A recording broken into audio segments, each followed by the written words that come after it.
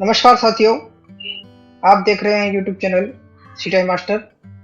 साथियों, आज हम बात करेंगे दिल्ली आईटी इंस्ट्रक्टर का फॉर्म भरने से पहले कुछ ध्यान में रखी जाने वाली बातें जो बहुत ही इम्पोर्टेंट है। दिल्ली आईटी इंस्ट्रक्टर का फॉर्म भरने से पहले रखिए ये ध्यान, वरना बहुत पछताओगे। ऐसा मैं इसलिए बोल रहा हूँ क्योंकि कई बार ऐसा होता है कि हम फॉर्म भर देते हैं और उसके बाद हमारा रिटर्न भी क्लियर हो जाता है। उसके बाद फाइनल के अंदर जब डॉक्यूमेंट वेरिफिकेशन होता है तो डॉक्यूमेंट्स के अंदर कुछ कमी के कारण हमारा फाइनल सिलेक्शन होने से रुक जाता है। तो ऐसा किसी के साथ ना हो, इसलिए इस वीडियो को बनाने का उद्देश्य उन सभी विद्यार्थियों को इन्फॉर्मेशन देना है जिन्होंने आईटीआई किया है और सीटीआई किया है और कई सालों से आईटीआई इंस्ट्रक्टर की तैयारी कर रहे हैं।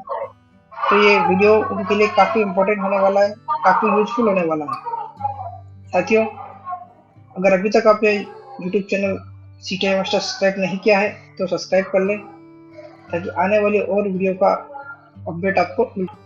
आइए बात करते हैं फर्स्ट पॉइंट, वेरी इंपॉर्टेंट, अनुभव प्रमाण पत्र, एक्सपीरियंस सर्टिफिकेट। आईटी इंस्ट्रक्टर का फॉर्म भरने से पहले आपको ये जान लेना है कि एक्सपीरियंस सर्टिफिकेट कौन सा वैलिड होगा। मैंने खुद ने डिपार्टमेंट DTTE, जो दिल्ली का टेक्निकल डिपार्टमेंट है, department of training and technical education, जो आईटीआई को देखता है, उसमें 3 साल काम किया है। तो मुझे यहाँ का अनुभव है कि किस टाइप से एक्सपीरियंस सर्टिफिकेट बनाना चाहिए, क्या गलतियां हैं जो एक्सपीरियंस सर्टिफिकेट बनाते समय हमें नहीं करनी है।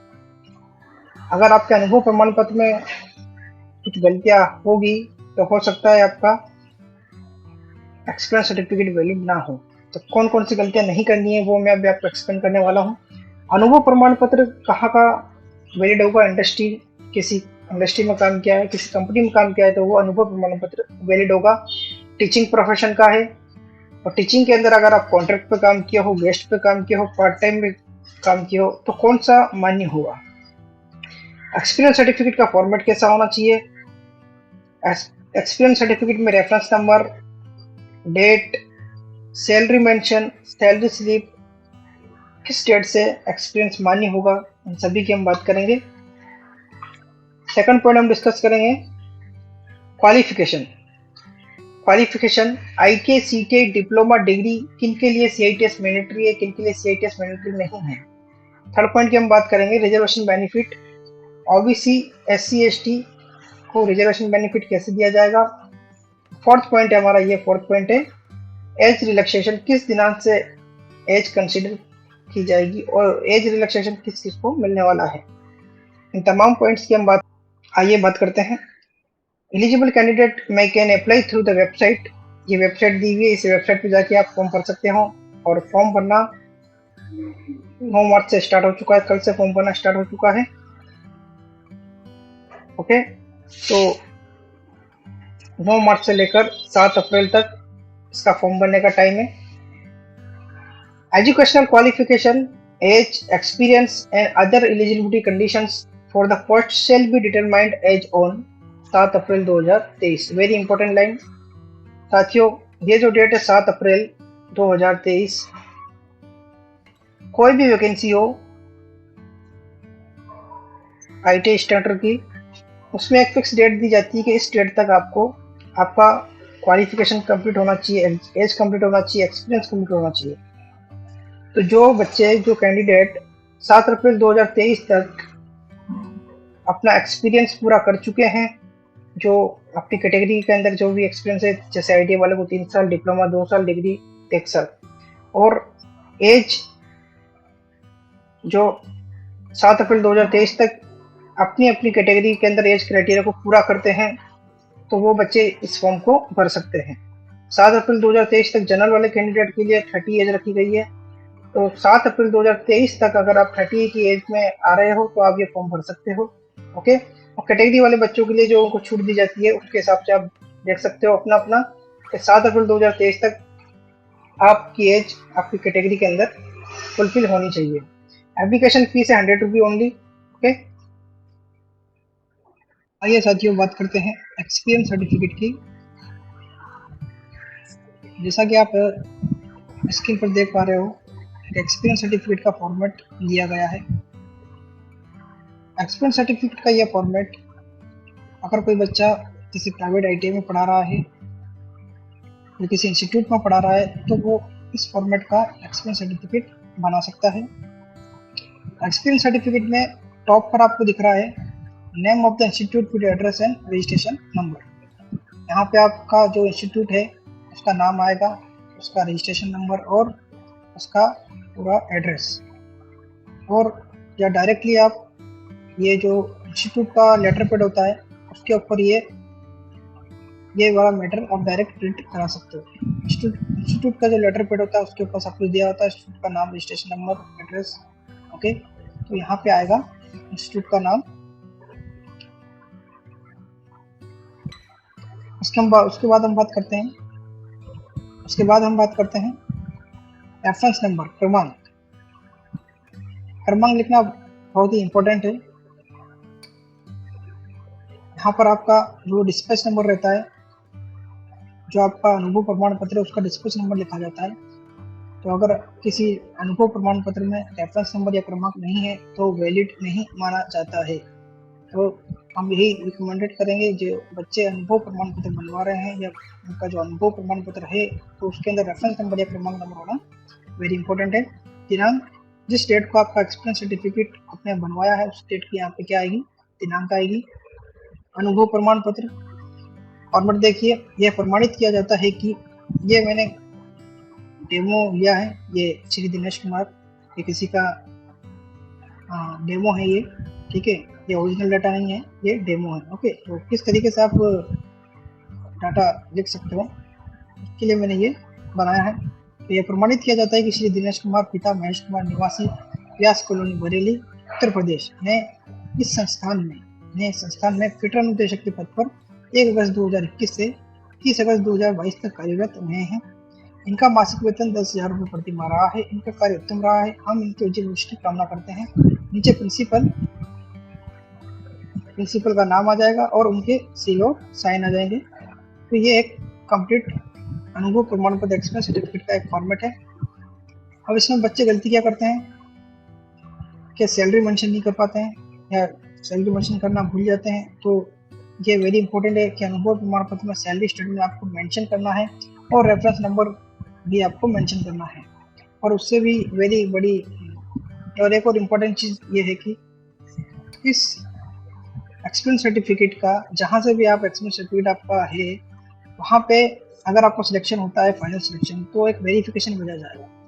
तो उस वेरिफिकेशन में आपका सर्टिफिकेट, जो आपका एक्सपीरियंस सर्टिफिकेट है, वो वहाँ से वेरीफाइड होगा, तभी आपका एक्सपीरियंस सर्टिफिकेट वैलिड होगा। तो इसलिए जो भी सर्टिफिकेट आपके पास है या बना रहे हो तो उसका वेरिफिकेशन हो जाए, ये आप पहले ही कंफर्म कर लेना।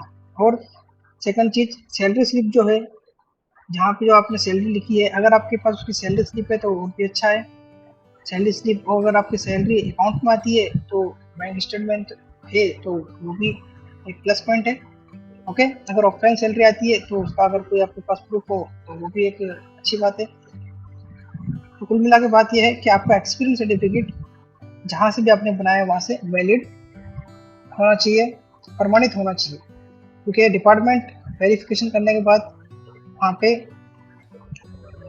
वेरिफिकेशन भेजेगा। तो ये आपका वेरीफाइड होना बहुत ही ज़रूरी है, क्योंकि मैंने खुद इस डिपार्टमेंट में काम किया है। DTT, department of training and technical education, जो दिल्ली की गवर्नमेंट आईटीआई को हैंडल करता है। ओके, तो वहाँ का मैंने 2 बार इंटरव्यू फेस किया है, तो मुझे पता है कि वहाँ पे क्या क्या प्रॉब्लम्स आ सकती है बच्चों के साथ। अनुभव प्रमाण पत्र में क्या गलतियाँ हो सकती है, क्या गलती नहीं करना है आपको, वो सभी आपको देखना है। नेक्स्ट हम बात करते हैं एक और एक्सपीरियंस सर्टिफिकेट की। ये एक्सपीरियंस सर्टिफिकेट उन बच्चों के लिए, काफ़ी बच्चे गवर्नमेंट आईटीआई के अंदर पढ़ाते हैं। गवर्नमेंट आईटीआई में या तो वो कॉन्ट्रैक्ट पे पढ़ा रहे हैं, कॉन्ट्रैक्ट पे या गेस्ट, या फिर पार्ट टाइम या आवरली बेसिस। Yearly basis. तो ये फॉर्मेट उन बच्चों के लिए है। क्या है इसके अंदर, गवर्नमेंट आईटी में अगर कोई बच्चा कॉन्ट्रैक्ट के ऊपर पढ़ा रहा है और अगर वो किसी एजेंसी के थ्रू पढ़ा रहा है, अगर वो किसी एजेंसी के थ्रू पढ़ा रहा है तो ऊपर नेम ऑफ द एजेंसी आ जाएगा, या अगर वो किसी डिपार्टमेंट में पढ़ा रहा है तो डिपार्टमेंट का जो इंस्टीट्यूट है उस इंस्टीट्यूट का नाम आ जाएगा। ओके, एड्रेस और रजिस्ट्रेशन नंबर आ जाएगा, यहाँ क्रमांक रेफरेंस नंबर आ जाएगा, यहाँ दिनांक आ जाएगा, अनुभव प्रमाण पत्र। ये प्रमाणित किया जाता है कि दिनेश कुमार पिता महेश कुमार निवासी व्यास कॉलोनी बरेली उत्तर प्रदेश में एजेंसी के माध्यम से, मतलब जो एजेंसी, जिस एजेंसी ने कॉन्ट्रैक्ट लिया हुआ है उसके थ्रू आप किसी गवर्नमेंट आईटी में काम कर रहे हो तो उस एजेंसी का लेटर पेड होगा, उसी एजेंसी का लेटर पेड के द्वारा आपको एक्सपीरियंस सर्टिफिकेट दिया जाएगा। तो एजेंसी के माध्यम से राजकीय औद्योगिक प्रशिक्षण जो भी आपका आईटी उसका नाम आ जाएगा, और फिर उसके बाद आपका पद का नाम आ जाएगा, जो भी आपका डेजिग्नेशन है फिटर निर्देशक के पद पर जो टाइमिंग है वो आ जाएगा। 1 अगस्त 2021 से 30 अगस्त 2022 तक कार्यरत रहे हैं। इनका मासिक वेतन, जो आपका मासिक वेतन है 10,000 रुपये प्रतिमाह रहा है, वो आपको लिखना है। इनका कार्य उत्तम रहा है, हम इनके उज्जवल भविष्य की कामना करते हैं। नीचे की ओर आपको प्रिंसिपल का नाम, प्रिंसिपल के नाम आएगा और सील एंड साइन आएगी, और यहाँ पे बस इतना ही कुछ लिखना है। तो ये कंप्लीट फॉर्मेट रहेगा उन बच्चों के लिए जो किसी एजेंसी के थ्रू किसी गवर्नमेंट आईटी में काम कर रहे हैं। ओके,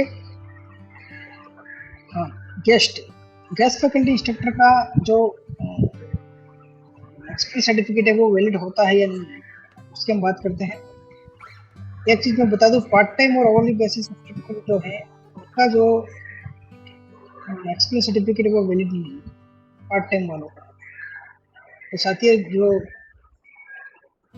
साथी हमारे आईटीआई के अंदर पार्ट टाइम अवर्ली बेसिस में लगे हुए हैं, तो वो कृपया ये इस चीज़ का ध्यान रखें कि आप फॉर्म भरते समय आपका एक्सपीरियंस आप देख लें एक बार कि पार्ट टाइम और अवर्ली बेसिस का एक्सपीरियंस काम नहीं होता है, और वो डीटीटी डिपार्टमेंट जो है हो सकता है इसको काउंट ना करें।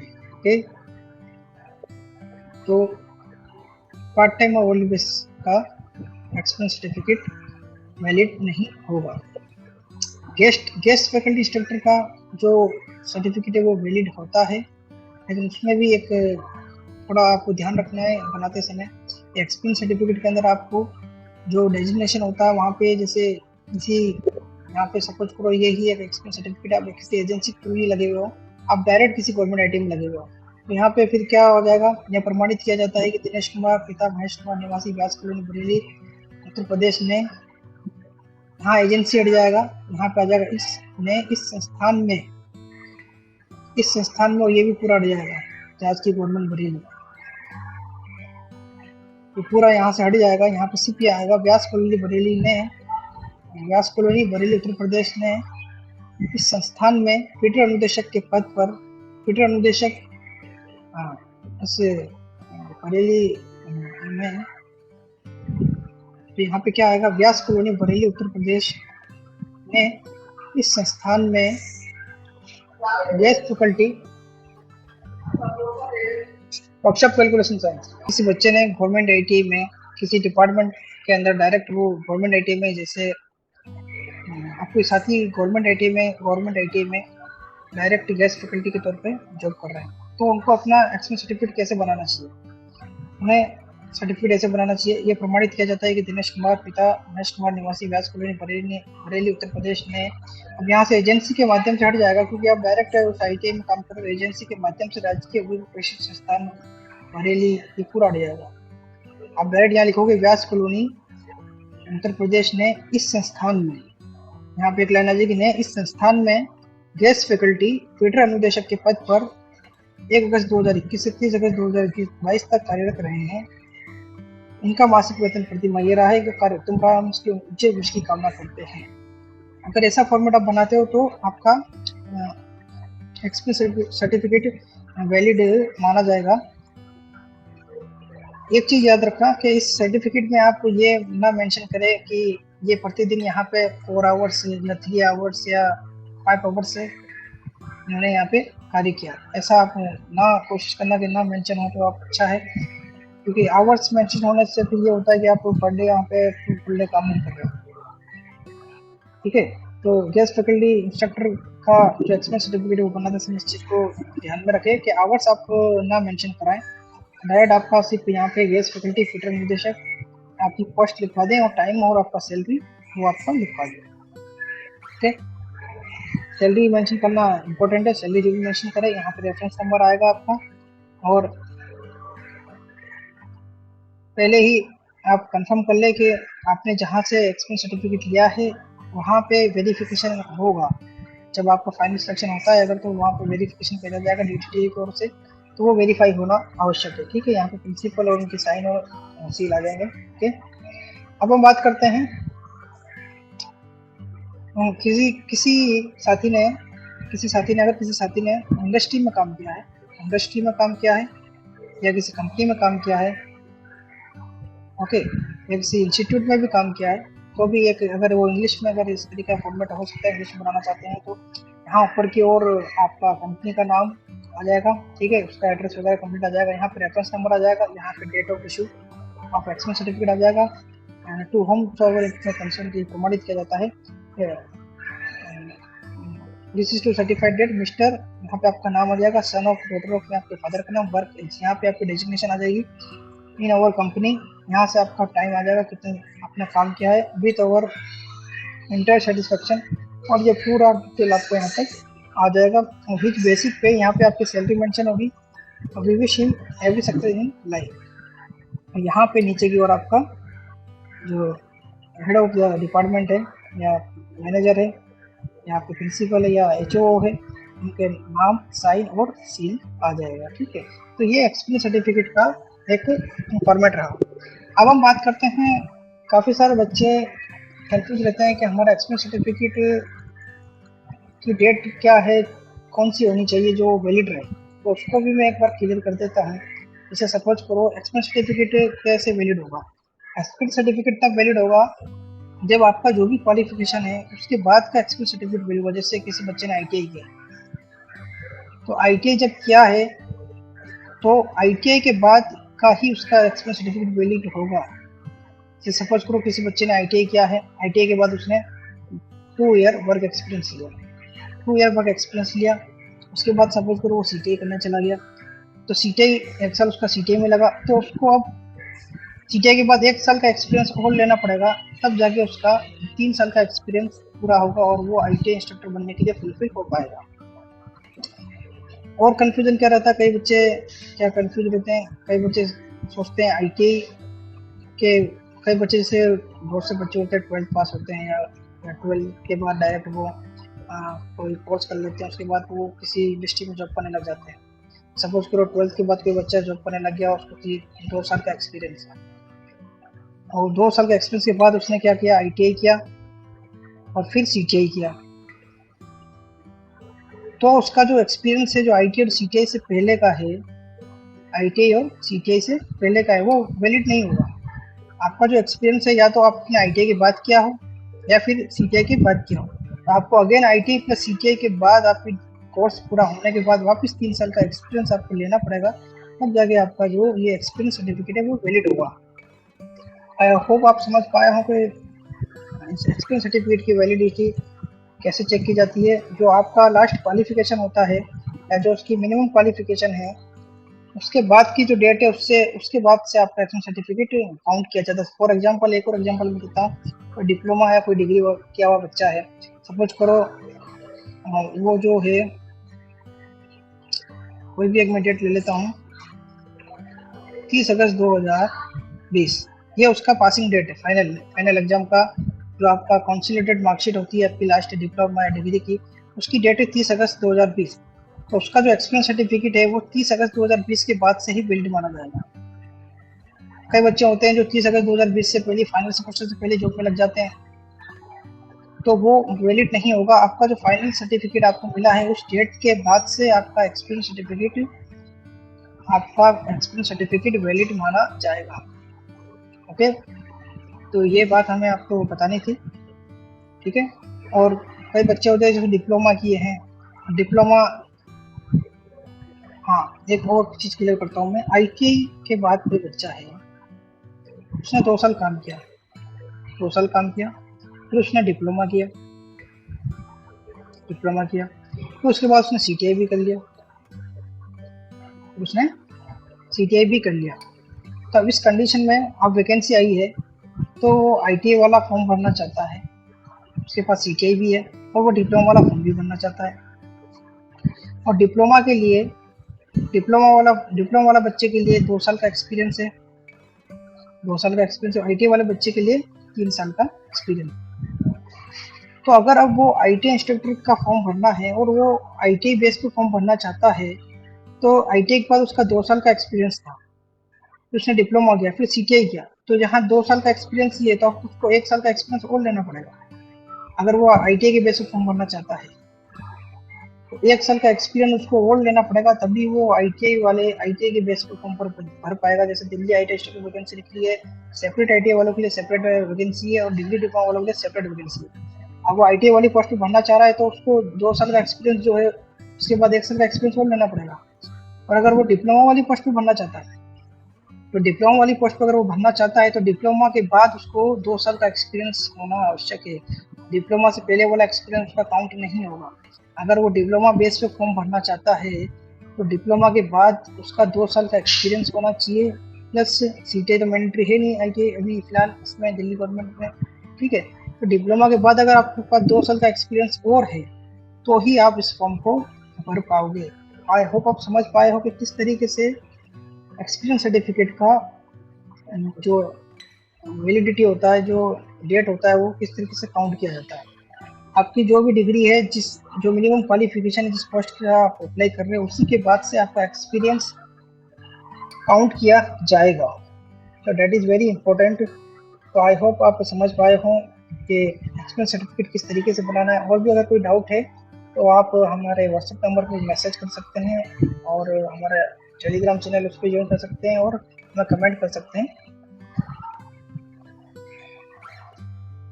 वैलिड है। हम बात करते हैं रिजर्वेशन की हम बात कर रहे हैं। तो जो भी कैटेगरी है must be in the position of relevant certificate SC ST OBC EWS non criminal layer PWD etcetera issued by the competent authority on or before this date।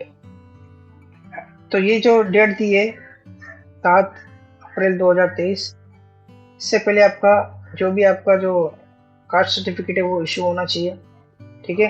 और या फिर जो इसने बताया कट ऑफ डेट फॉल्स करेगी, जैसे EWS वाले हैं, बच्चे हैं, वो हैं, तो उनकी जो फाइनेंशियल ईयर होता है उसके अंदर आपका सर्टिफिकेट, उस फाइनेंशियल ईयर का सर्टिफिकेट भी देखा जाता है, और जब आपने अप्लाई किया था उससे पहले का सर्टिफिकेट भी देखा जाता है। ओके, तो सर्टिफिकेट आपका कंडीशन बता रखी, इसके अकॉर्डिंग आपको बनाना है। Okay, applications will be considered against unreserved category if eligible no। यहाँ से बात करते हैं। The candidate has to select that particular category when applying online for the post। No request for change of category will be entertained at any later stage। मतलब form भरते समय आपकी जो कैटेगरी है वही आपको सिलेक्ट करनी है, और अगर आपसे कोई गलती हो जाती है तो बाद में कोई मौका नहीं दिया जाएगा, ऐसा यहाँ साफ साफ लिखा है। The candidate has to select the particular category when they apply online for the post। जो आपकी कैटेगरी उसी के अंदर आपको अप्लाई करना है। ओके, सेकंड बात आती है OBC। अच्छा हाँ, SC ST और OBC।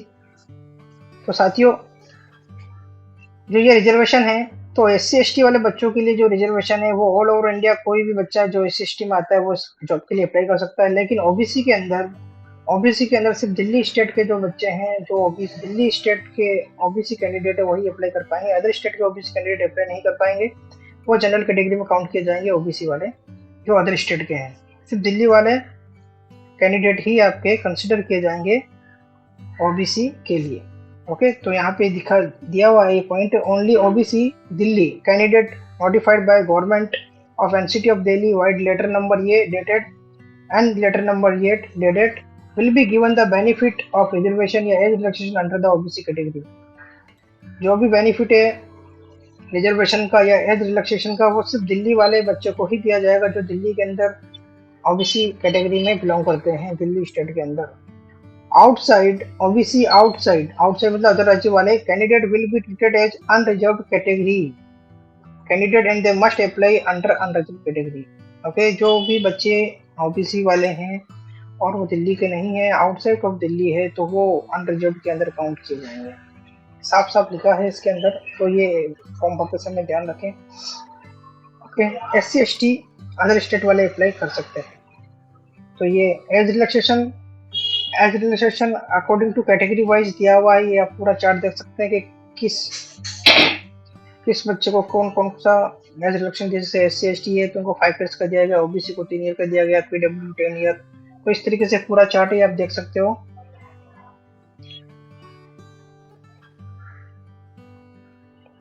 अब लास्ट पॉइंट, एक और नेक्स्ट इंपॉर्टेंट पॉइंट है सीटीआई। सीटीआई किसके लिए मैंडेटरी है? जिस बच्चे ने आईटीआई किया है उस बच्चे के लिए सीटीआई मैंडेटरी है। जो बच्चा आईटीआई वाली पोस्ट पे अप्लाई करने वाला है उसके लिए सीटीआई मैंडेटरी है। जिन बच्चों ने डिप्लोमा या डिग्री किया है, डिप्लोमा या डिग्री किया है, उनके लिए सीटीआई मैंडेटरी नहीं है। उन्हें with in 3 year of appointment, with in 3 year of appointment आपका सीटीएस कंप्लीट करना होगा। तो डिग्री डिप्लोमा वालों के लिए सीटीआई मैंडेटरी नहीं है। आईटीआई वाले बच्चों के लिए सीटीआई मैंडेटरी है। ओके, और जो है पूरा डिटेल नोटिफिकेशन मैंने एक वीडियो अपलोड किया था, उसके अंदर पूरा मैंने एक्सप्लेन किया है कि क्या क्या एक्सपीरियंस सर्टिफिकेट या क्या एक्सपीरियंस होना चाहिए आईटीआई वालों के लिए, सीटीआई वालों के लिए, डिग्री डिप्लोमा वालों के लिए। तो वो वीडियो आप जाके देख सकते हो, उसके अंदर प्रॉपर फुल डिटेल मैंने एक्सप्लेनेशन दिया है हर एक ट्रेड का। तो ये इन्फॉर्मेशन है सीटीआई किसके लिए मैंडेटरी है, किसके लिए नहीं है। आईटीआई वाले बच्चों के लिए सीटीआई मैंडेटरी है, डिग्री डिप्लोमा वाले बच्चों के लिए सीटीआई मैंडेटरी नहीं है। आई होप आपको ये सेशन पसंद आया होगा। तो साथियों, आईटी इंस्ट्रक्टर का फॉर्म भरने से पहले इन चीज़ों का ध्यान रखें, और अगर कोई भी डाउट है तो आप डायरेक्टली हमसे कांटेक्ट कर सकते हैं। हमारा नंबर है 9460123111, और हमारे टेलीग्राम चैनल से आप जुड़ सकते हैं। वहाँ पे आपको क्लासेस का सॉफ्ट कॉपी, आपको पीडीएफ मिलता रहता है। और दोस्तों, अगर अभी तक हमारा चैनल सब्सक्राइब नहीं किया है तो चैनल सब्सक्राइब कर लें और अपने दोस्तों के साथ शेयर करें जो आईटीआई और सीटीआई किए हैं और आईटीआई इंस्ट्रक्टर की तैयारी कर रहे हैं। उन्हें तमाम इन्फॉर्मेशन आईटीआई इंस्ट्रक्टर से रिलेटेड मैं इस चैनल पर प्रोवाइड कराता रहूँगा। ओके साथियों, आज की क्लास यहीं फिनिश करते हैं, फिर मुलाकात होगी नेक्स्ट क्लास में। तब तक के लिए बाय। जय हिंद, जय भारत।